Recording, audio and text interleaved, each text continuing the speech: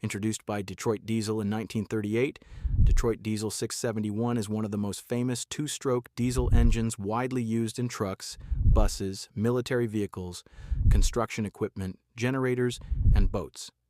Have you ever heard an engine that sounds like it's screaming down the road? That unforgettable sound belongs to the legendary Detroit Diesel 671, one of the most successful two-stroke diesel engines ever built.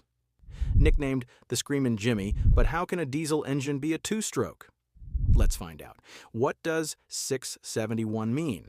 The name 671 tells you two important things. 6 means it has 6 cylinders. 71 means each cylinder has 71 cubic inches of displacement.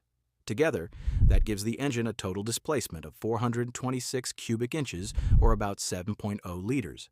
Unlike a normal 4-stroke diesel, this engine produces power every single revolution of the crankshaft. Main components. Let's look at the major parts. The engine contains 6 cylinders, pistons and connecting rods, crankshaft, camshaft, unit fuel injectors, exhaust valves in the cylinder head, intake ports in the cylinder walls, and most importantly, a roots blower. The roots blower is the heart of this engine. Unlike gasoline two-stroke engines, the Detroit Diesel cannot pull air through the crankcase because the crankcase is full of lubricating oil. Instead, the blower forces fresh air into the cylinders. Without it, the engine simply won't run. How the two-stroke cycle works. Let's watch one complete cycle. Step 1. Compression.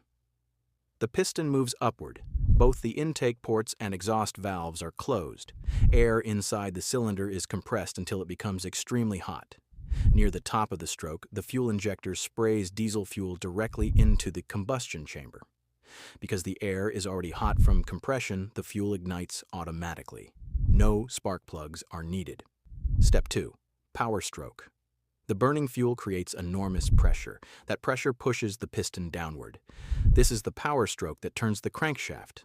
Unlike a 4-stroke engine, this happens every revolution. That's one reason these engines produce excellent torque.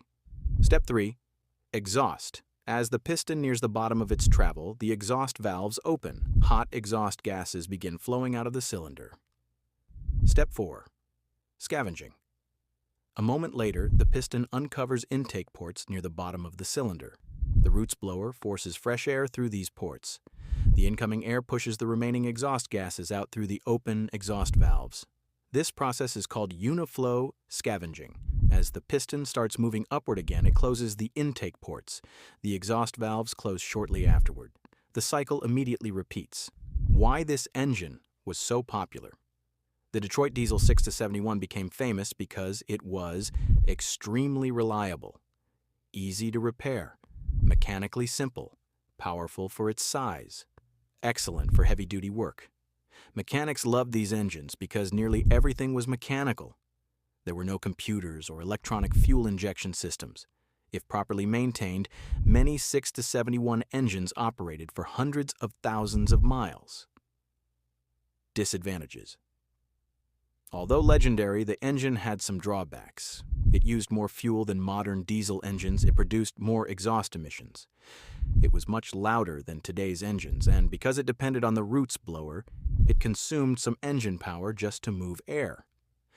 As emission standards became stricter, 4-stroke diesel engines gradually replaced the 2-stroke Detroit Diesel.